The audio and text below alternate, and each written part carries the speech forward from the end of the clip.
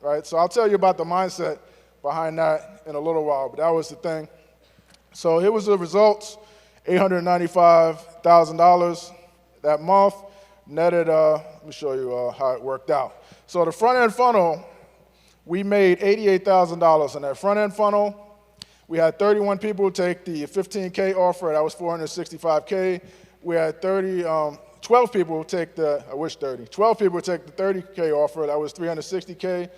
Gross revenue was $913. We collected $857, like I just showed you in that screenshot. We paid out commissions, about $91K, and we paid out our staff $48K that month, and ad expenses. So look at this. The front-end funnel was $88,000 collected, but we spent $124,000 on ads. Do you think we cared? Because we knew on the back end, right, we ended up turning a profit of $594,000 on that event. So thank you, appreciate it. And I'm not saying you're going to do this every time. I'm not saying anyone you're going to do this at all, right, in FTC compliance.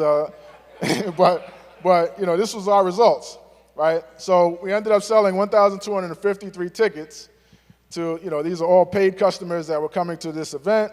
And out of those 1,253, we got 191 deposits. And out of those 191 deposits, we actually had 178 calls. So 178 divided by 1,253. So 14% of the people paid a deposit and showed up for a call.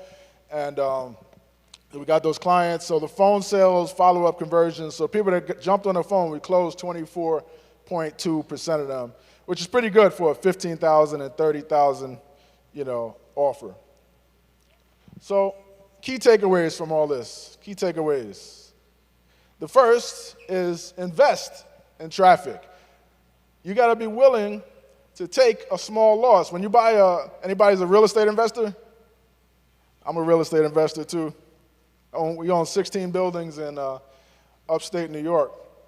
And we always look at that in terms of investing. We look at it like the first year, we might take a small loss, but it's a long-term investment. It has all the benefits, the tax depreciation, and you know, future cash flow, and we can raise the rents and all that stuff. So we look at it as an investment, but most people don't look at traffic as an investment, right? So you have to be confident in your numbers, right? So you have to let go. Sometimes you have to let go of the desire for immediate returns and just know, if I get 1,200 people in a room, I'm good enough, I'm gonna close them, right? You get me 1,200 people in the room, we're gonna make some money.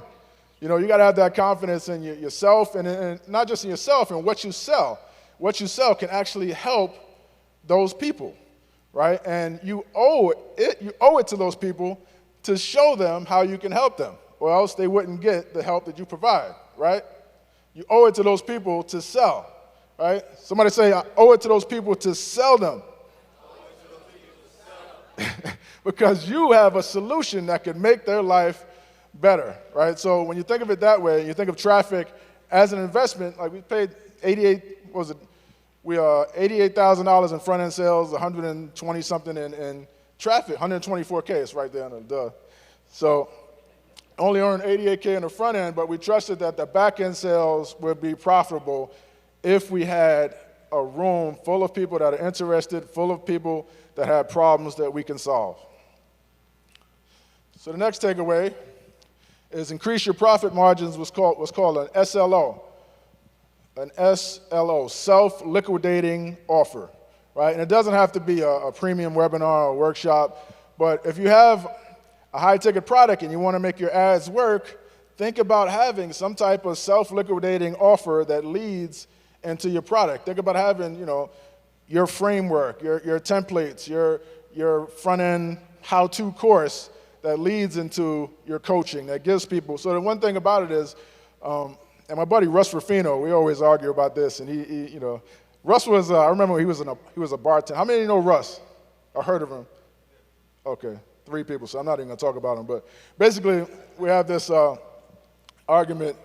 He said he just goes right for the 10K, 20K sale, and we're talking about doing SLOs where you can not cannibalize that 10K sale, because it might cost you thousands of dollars to get a 10K sale, and you're dipping into your own margins. Now you have to pay coaches, right, or pay whatever it costs to fulfill that order. Now you have to spend your time. I know people that are making 6 figures a month, but barely taking home anything after added costs, after expenses, after all these different things, refunds and dealing with people, and they basically just coaching mofos for free.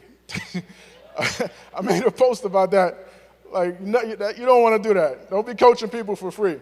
So if you're having that problem, having a self-liquidated offer where you can use that product to absorb your ad costs and then keep all your back-end profits for yourself might be an option for you, right?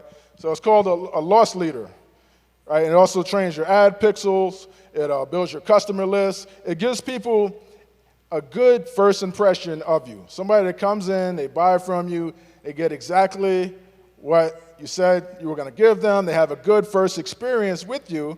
Now, when you tell them, like, hey, I showed you exactly how to do this thing, but if you need our help, if you want to expedite your success, if you want to be like these other success stories that we have, I have this, we can help you. I have this coaching program. I have this offer. I have this higher ticket offer. If you're serious about really getting to the next level, you see what it is. You see the opportunity. You see that we're for real, and then it becomes more of a frame where, they want to pursue you. They want to come to you and get the coaching instead of you trying to sell them. So another takeaway was host a pre-event party. Pre-event party. The more face time you have with people, the better. So when you're doing this workshop or premium webinar, even if you're doing a regular webinar, it's always good for them to see you in advance, for them to see you're a real person, for them to see your personality, for them to get to, like you a little bit.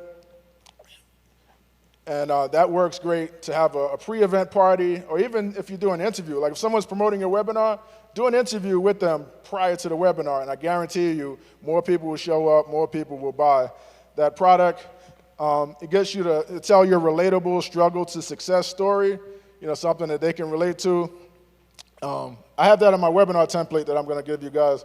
But struggle to success story, you don't just want to tell a story just to be telling a story, right? You want to tell a story that they can relate to, that they can see, like you were once in their situation, and then you struggled, you tried everything, but you found this one thing that was a breakthrough for you, and that one thing needs to lead right into the product that you're selling. You're going to help them have that same breakthrough. So that's how you tell the best story.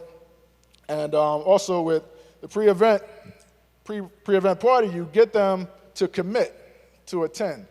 You say, hey, how many of you are actually going to attend this webinar? Give me a yes if you're going to attend this webinar. You guys are committing to attend. That makes a huge difference with people actually showing up. It's getting them to say, okay, I'm committed to showing up for this thing. So that's all done during the pre-event party. The other takeaway is empathy. Empathy is so important, especially in these times with a lot of people struggling. It's one of the first things I said, right, when I came out here. I'm doing this stuff unconsciously right now. Empathy. So you guys know about the one-sentence persuasion?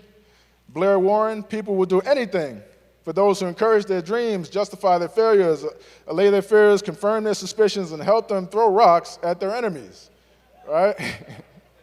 So the use of a common enemy is a huge thing you can do with your webinars. Who's the common enemy in your industry? If you're in the fitness and weight loss industry, the common enemy might be the evil food companies that are just putting anything in their food to try to just turn a profit, and they're making you fat, right?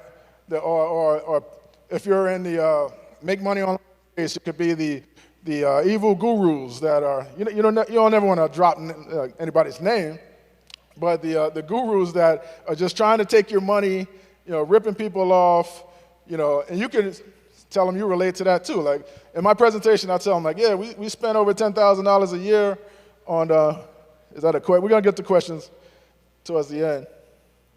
I see the hand up. We spent over $10,000. We'll get to you. I'm sorry. Let me just get through all this.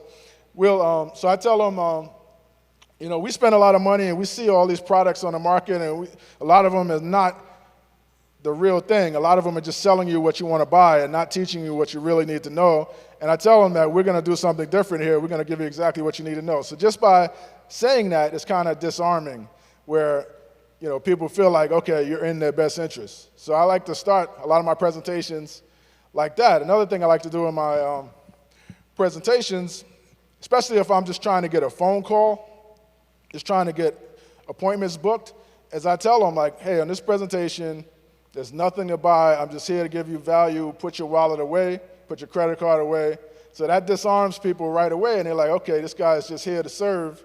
Like I'm here, I'm not selling you guys anything. I'm just here to serve because Lamar, is my guy. So one sentence persuasion, think about who your common enemy is. Think about how you can empathize with what people are going through. Think about what you share with them, and that's a huge takeaway. So here's one. Like, I know this audience, I'm reading the room. How many of you, like 90% of your customers look like you? So you guys have a bunch of different mixed customers? What do you guys sell? Okay, custom clothing, okay. But like basically coaching and all that stuff where people are buying you and not actually buying the product, you're probably gonna get a large percent of them looking like you, and the problem is we're only 14% of the population. So automatically 86% of the people are not messing with you, but when you're targeting, right, when you're targeting everybody, 86% are not gonna buy most likely, and you're just targeting that 14%. I mean, I'm exaggerating a little bit, but I'm not that far off, right? And we're only 4% of the wealth in this country. 4%. We're 14% of the population, 4% of the wealth, and most of you guys, the 4% is in this room. Right? So you guys are amazing just being in this room, right?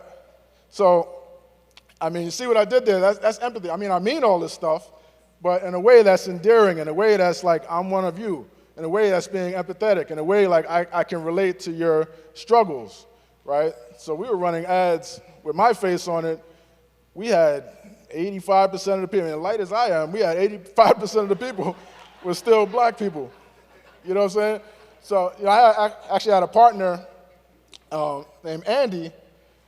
He ran the same ads with his face on it. He's a white guy from Indiana, and we got a whole different audience. So sometimes you could have a spokesperson, as part of your business, just do the ads for you. You could have an Asian lady, a black woman, a white woman, a white man, or whatever it be, and they all can get you a different audience that you wouldn't normally have. So that's just something to think about. The other takeaway was using the yes ladder, right? The yes ladder. Getting people to say yes. Yes leads to more yes. That's an old stage trick, but it's also applicable to webinars. Train your audience to follow your commands, right? So during the pre-event party, you're giving them commands, and some of the commands are getting to know them in their best interest, stuff they can relate to, but they're saying yes, they're saying me, they're saying I do, they're saying all these things, and then by the end of all that, when you ask them to buy something, they're so used to you giving the commands and them saying yes to it, they're more likely to say yes again. So you engage with them as the leader, and you'll notice Lamar doing some of this stuff.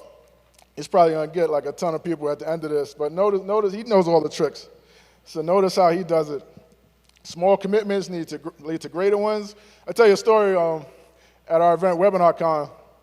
The third day is always the hardest day to keep folks engaged, especially high-level folks that come to our event, pay $5,000 a ticket. You would think they pay $5,000 to be there.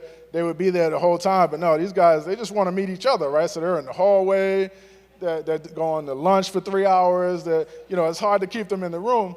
And then we try to keep the crowd engaged. And then our MC had this bright idea that he was going to play a song and get everybody to sing along, right? So he comes out on stage. He's like, all right, cue the song. And the song comes on. He's like, all right, everybody, I want you to stand up and sing along. And then you see just people making a beeline out the door, like, I'm out of here. So I was telling that story to my buddy Devon Brown. Anybody know Devon from ClickFunnels events? Okay, like 3 people. All right, cool. Cool. I'm not going to tell him now to burst his bubble, but he's like one of the top stage MCs in the world. Like, the guy is super talented. And he says that the way he would go about that same situation was to do small commitments.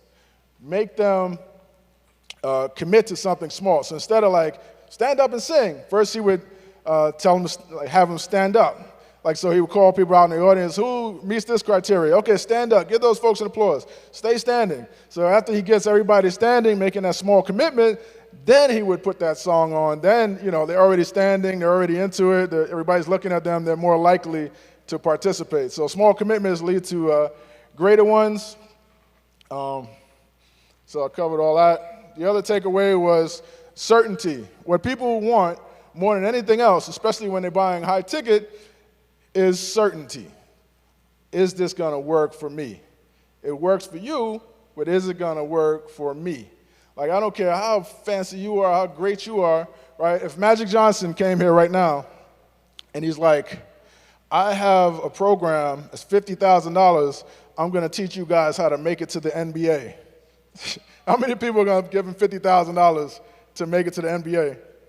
Like, you know what I mean? Like, my knees are shot. There's no way. I can't guard anybody. I can just stand in the corner and shoot at this point.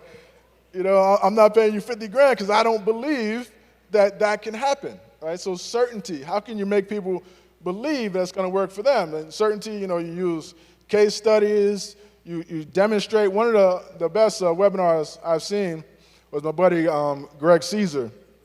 And he creates certainty by periodically through his webinar presentation, he tells them, I'm going to show you my results. So here's my results the first month, right?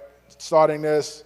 And then through that webinar, he progressively shows, and here's the second month, the third month. By the end of 8 months, look what I accomplished. So people see the progression of it, and it creates certainty.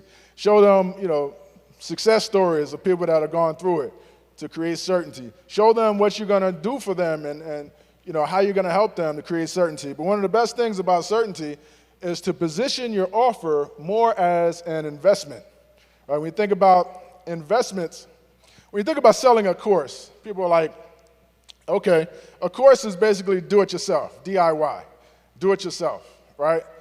It's hard to sell a course for $20,000, right? I got to do this myself, but people will invest $20,000 all day. People will empty their entire account and put it in the S&P 500 as an investment, but they won't spend, $500 on your course. A lot of them, like on webinars, typically we run in paid traffic.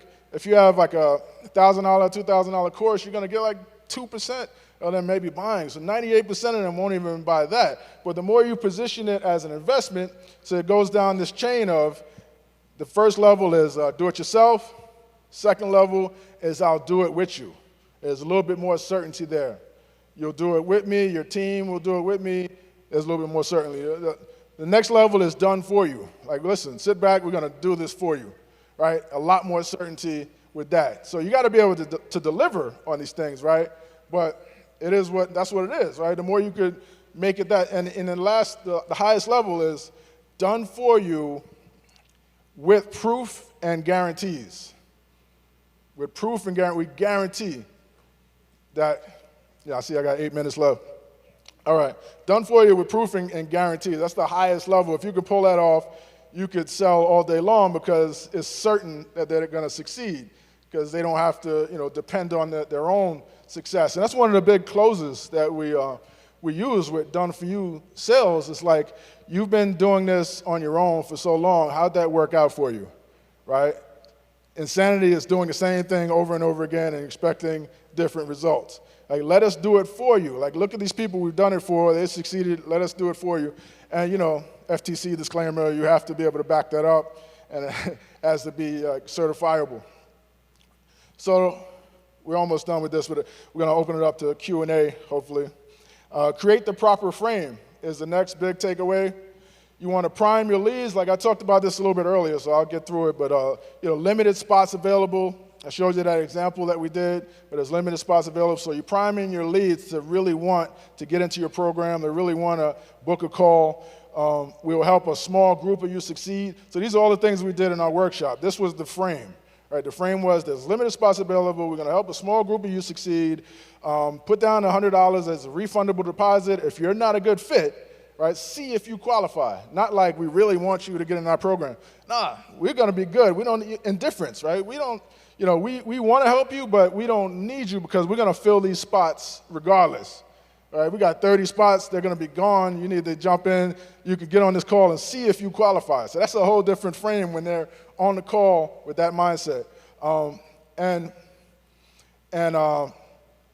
So a lot of people do the typical strategy call. Typical strategy call is like, jump on this call, and we're going to do all these things for you. We're going to coach you. We're going to give you the strategy. We're going to do this. So people get on the call with the wrong mindset. They get on the call with an expectation for you to do all these things for them on that call. So you're going to have a lot of people get on the call with you just with crazy expectations and not really looking to buy something, just looking to extract the value from that call. But when they get on that call with, I want to prove that I qualify for this program and get in before somebody takes my spot, that's a whole different frame. It makes it much easier to close when they're on that call with you like that.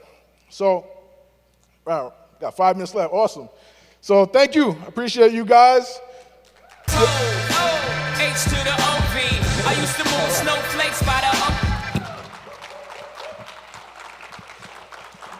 And as I mentioned, you can get my webinar creation template, and there's a video training that goes with it, webinarcon.com/TSP.